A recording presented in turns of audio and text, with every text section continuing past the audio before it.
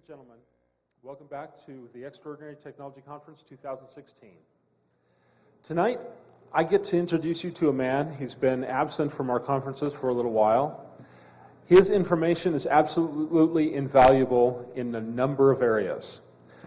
Several years ago, I was starting out my hydrogen research, and I was hitting a brick wall. I was hitting a dead end, and I jumped into the car and drove from Colorado to Tennessee with $200 in my pocket and a hydrogen device that I built in the trunk. And I drove to Tennessee to meet with this man, to study in his shop, and to learn what I was doing wrong. And his information, I still use his information to this very day as I continue my hydrogen and plasma research. And that was close to 8 years ago. So I would like you to give a warm welcome to a great man who has flavored and put his signature on a huge amount of the research that is happening all over the world. Millions of hours of research have been fostered because of this man on stage. I'd like you to welcome Bob Boyce. Thank you. Thank you, Vernon. Hopefully it won't be too long. As he said, my name is Bob Boyce. I've been doing water research and hydrogen research and many other types of research for many years. This all started with the hydrogen technology, but most of you know that, well, many of you know that we actually ran race boats on hydrogen on demand. And that technology was not over Unity. What we were doing was we were essentially running the hydrogen generator on battery, running the engine, changing out the battery between heats. What we were able to do, though, was we were able to win races with that boat. And we were able to get the attention of people that were at the races. We were not trying to sell hydrogen products. We were trying to sell fuel induction systems. So at that time, all I really cared about was, getting the technology out there of what we were doing. Had really nothing to do with the hydrogen itself.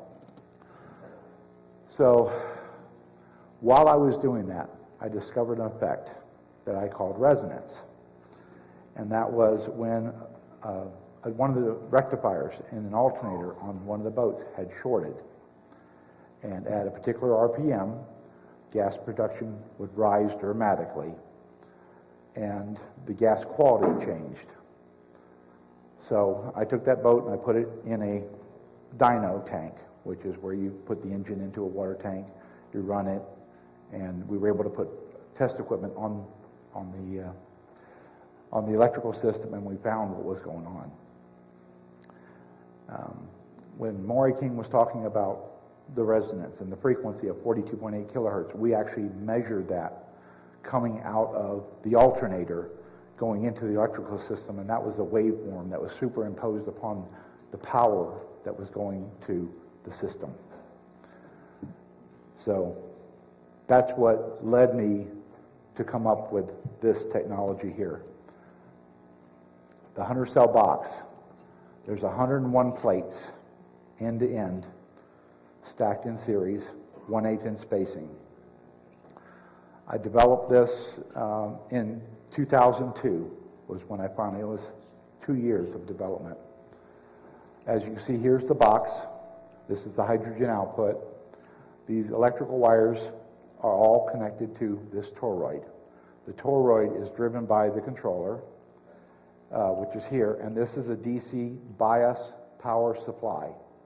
The DC bias power supply allows you to control the density of the water that's in the cells. You apply DC potential from end to end, and then you modulate that potential with the waveform, which is essentially what was happening in the marine application, where the waveform was superimposed upon the DC. This creates a higher voltage DC because there's 100 cells in series. I don't know if you can see this, but it's approximately 165 volts being applied end to end, and then that's the current being applied. We use the variac over here to adjust that bias supply. We turn on the controller. We've got it set for specific frequencies: 42.8, 21.4, and 10.7 kilohertz.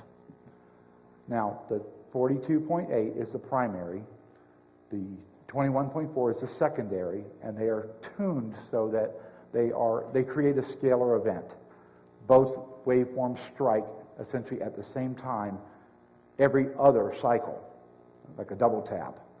And then every fourth cycle, the 10.7 would kick in and give another wham to it. And what we found was that was breaking the water apart much faster. Now, of course, breaking water apart doesn't really give you your hydrogen if you can't keep it apart, if you don't supply enough electrons to the process in order to keep them from recombining. So one of the things that I used in this toroid core, I was driving it in a non-Hertzian manner from the controller, which I'm going to actually go through. Which way do I point this? It's not advancing.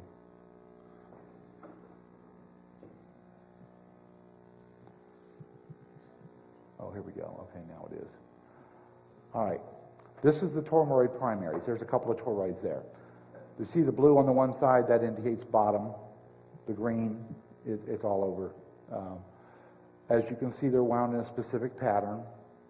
Solid fill on the inside, and kind of sloppy on the outside, but you'll see in later photos what we do. Again, it's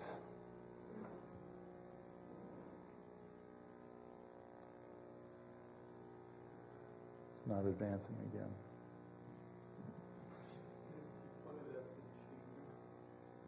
Okay, all right. After we've wrapped it, and like I said, this is after the windings have been straightened out, then we wind secondaries, and there's 3 120-degree phase secondaries. That's the toroid with the primaries and secondaries wound. This is where we straighten the windings out. We actually took pieces of weed whacker cord, 80 thousandths, and put it in between the ends, put a wrap of tape around the perimeter to hold them in place, and then lined everything up. You want this to be as accurate as possible so that when the energy couples from the primaries to the secondary, it couples properly. One of the things that you need to understand about Nikola Tesla's technology is that it is non-Hertzian in nature. This applies to all true Tesla coils. Non-Hertzian does not mean ground wave. You can do things with ground wave, but that's not what Tesla did. Tesla's technology was based on non-Hertzian energy, non-electromagnetic. I'll get into that in a bit. When you use this technology, not only are you getting the energy that you're putting in back out, but you're also coupling into energy from the environment. That energy from the environment will flow into the secondary and provide additional energy. Tesla claimed that he could get 100 to 1 for, say, 1 watt in, 100 watts out. Now, I haven't been able to achieve that type of level of amplification, but I have achieved 30, 40 to 1.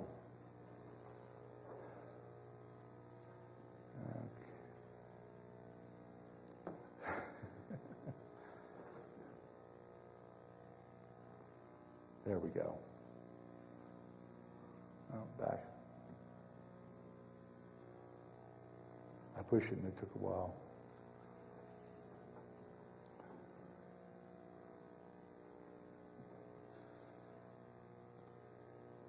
Is it a low battery or something? There we go. All right, this is the controller. This particular one is a PWM3F, I believe. I've had multiple generations. Current generation is PWM3G. And it is the 3-phase driver that drives the toroid. You have 3 FETs. You've got 3 frequency generation stages that are dual 555 timers, so they're 556.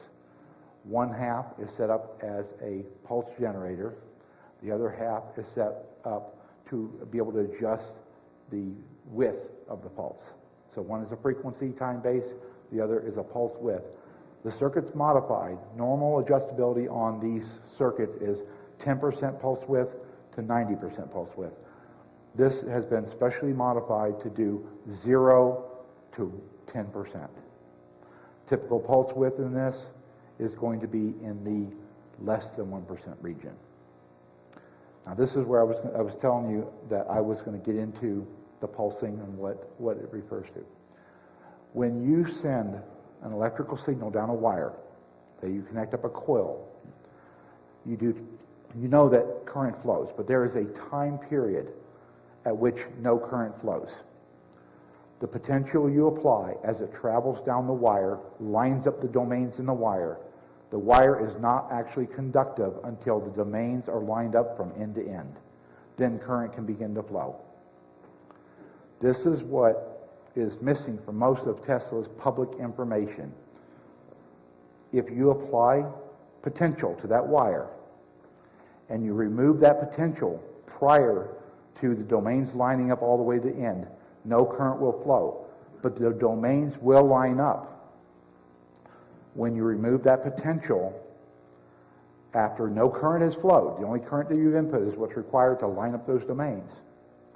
When those domains collapse back to normal state, you still get the pulse, like inductive pulse, like as if you had spent current. Okay, that is a non-Hertzian event. You don't create a magnetic field. That's what this controller does. It allows you to drive these windings in a non-Hertzian manner. So you spend very little energy generating the conditions to allow this to happen. That's how you can get the energy gain. That's also how you can send electricity wirelessly without using electromagnetics.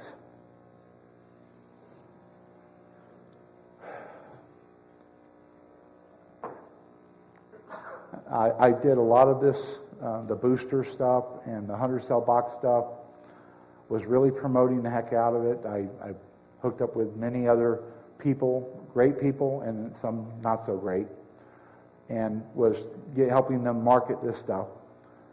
I didn't get into manufacturing this stuff myself. I built my own prototypes, that was it.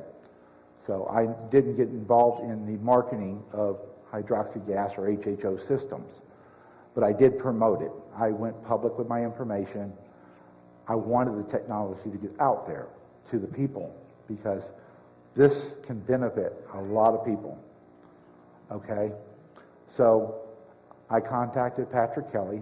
I told him to go on the forums and find the information where I had published all these various details individually over a period of time because frankly, I had been threatened, and I cannot disclose all this information anymore. I can give you what's out there already, but I am restricted from doing certain things.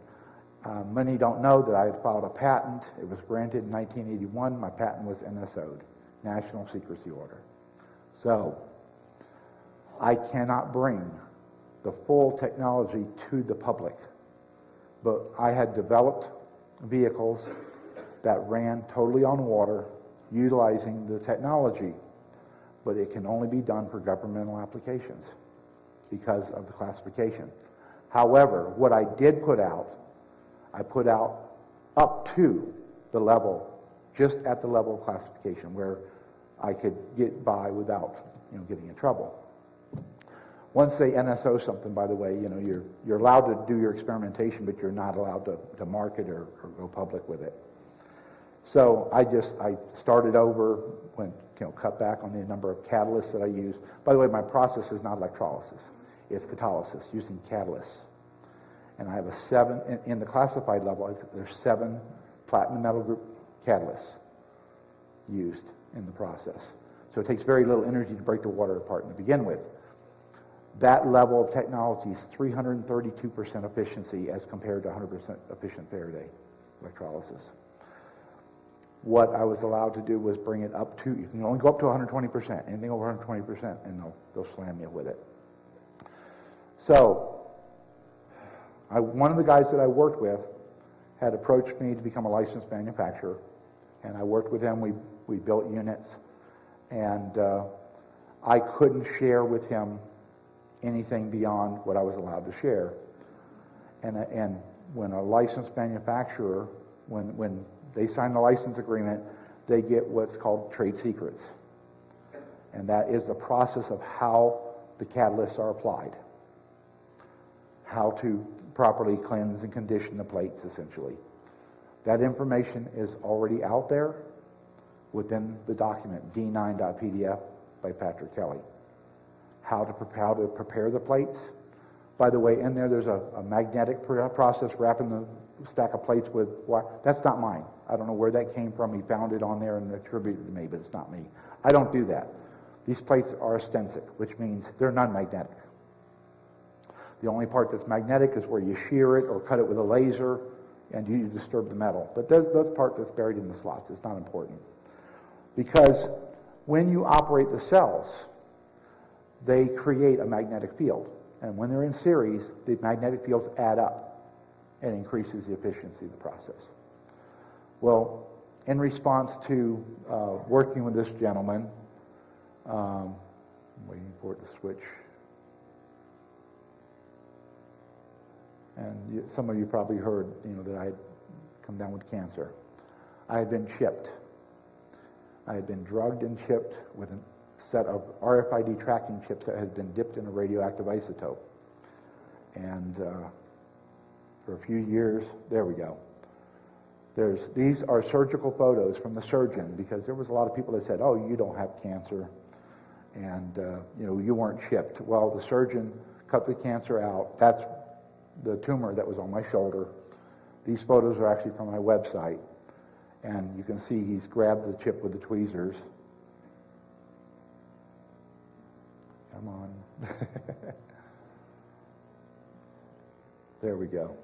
He's put it next to it. These are just, there's 3 photos here, and they're on my website, www.bobboyce.org.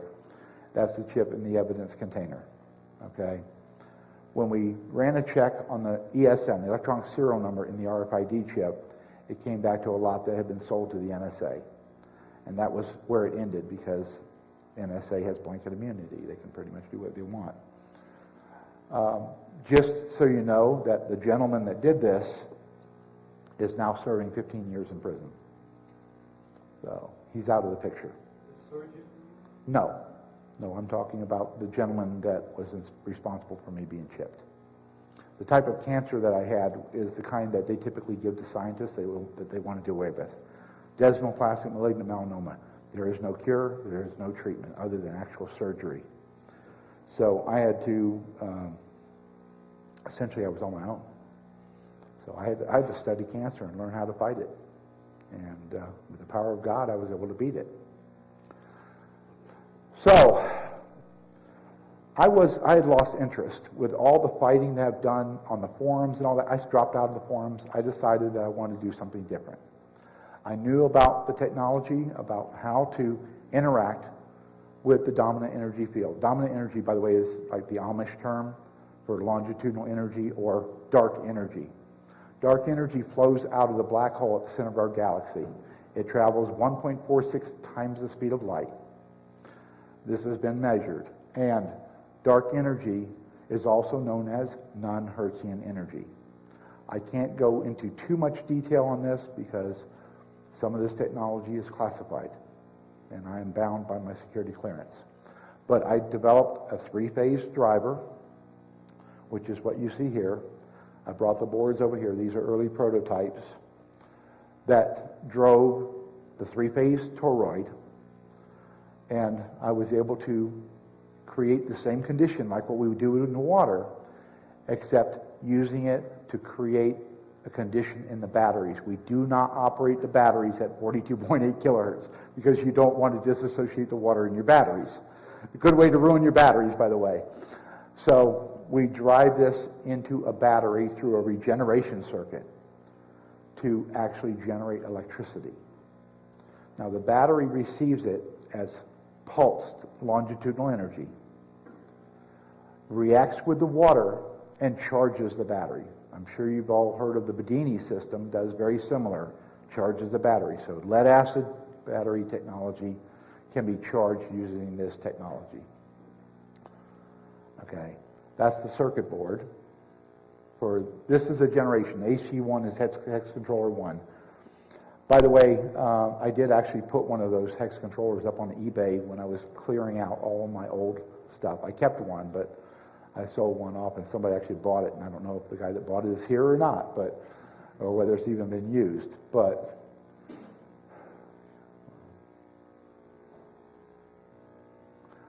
this is a hex controller 2. This is the next generation. You see on the lower right where it says regen output, right here? Okay. These are the outputs from each of these 6 channels.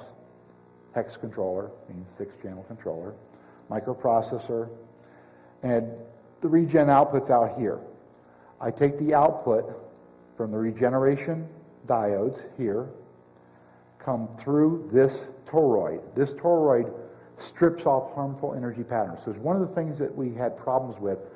Electronics do not like longitudinal energy or non-Hertzian energy, especially silicone electronics.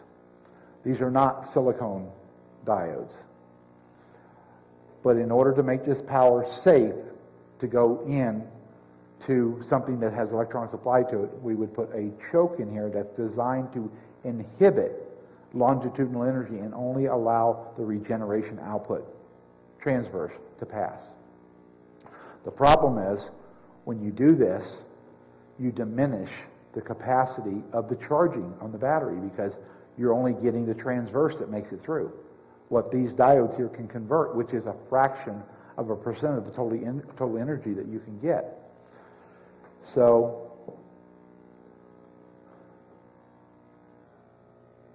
this is the latest generation. This is a PWM 3H, H for hex controller, but it's only 3 channels. Tri-controller was already taken, by the way. So I still have the same basic configuration, FETs, voltage regulators that power the circuitry. If you notice, there's no choke on here. Okay? So you can take the output from that and directly connect it to the battery. But when you do this, you cannot power any electronics from that battery while you're charging it. What I found, because it will destroy anything that's silicone-based. Our modern electronics is mostly silicone-based and is incompatible with this type of energy. So if you want to charge up a solar power system battery, you disconnect from the system and connect this to it. That way you're not going to fry anything. And that's where I ended. I was going to bring this out on the market, because it could be used for fracturing water or charging batteries. There is a disable here, so if you put a voltage regulator on there, monitor, you can short those pins and it shuts the board down, stops it until the battery voltage drops and you bring it back on. And on this side is a mode, and that was intended so that you can have no jumper there and use it, and it'll run 42.8, 21.4 and 10.7 megahertz in the proper format to create the hydrogen. Or you could put the jumper on and it would operate as the battery charging mode.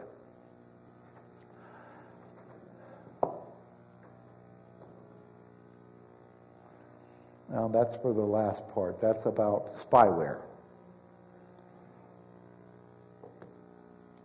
All right. So that's what led me to develop what I call the battery smacker. The battery smacker is a device that uses a board like this, but it is single phase. Since it's not having to fracture water, it doesn't need the extra help.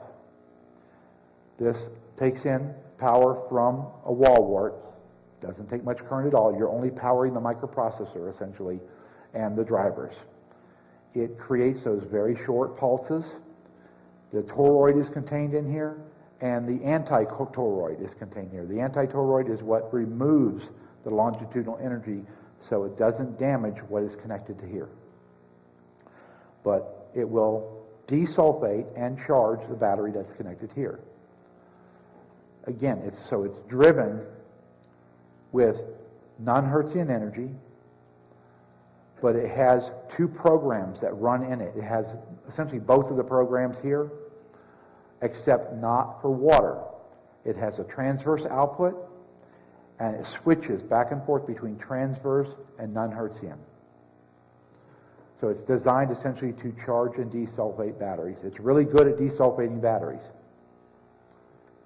These are Brother Andrew from Hydrogen Garage has a table out here. He's got some of these out there. The main reason I'm at this event, though, because, again, a lot of my history on this technology is already out there. But this needed to be brought out on the market. This is a water smacker. This essentially has similar technology as this, except this puts it into water in a resonance cavity. The rod and the inside shield are of a resonant length. There's a DC-to-DC converter that runs a Tesla coil. Now, this is where I need to tell you, a Tesla coil, a real Tesla coil, is driven with a non-Hertzian energy, and it does not have an iron core. It has an air core. And very important, the weight, the mass of the primary and the mass of the secondary must be matched. The common transformers that are out there now with laminated iron cores are energy wasters. You typically lose about 25% of what you're putting through it.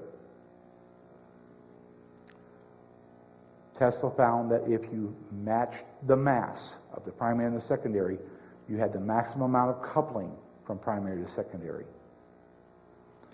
So what he would do is take a larger number of turns of small wire and a smaller number of turns of bigger wire, match the mass, wind the transformer, and use it, and get a very efficient energy coupling. The Department of Defense, when they put out any requests for something to be built, they always specify a Tesla-type transformer. Try finding one of those today, though. Yet they have to be made specially. And pertaining to that, the boards that are in these things,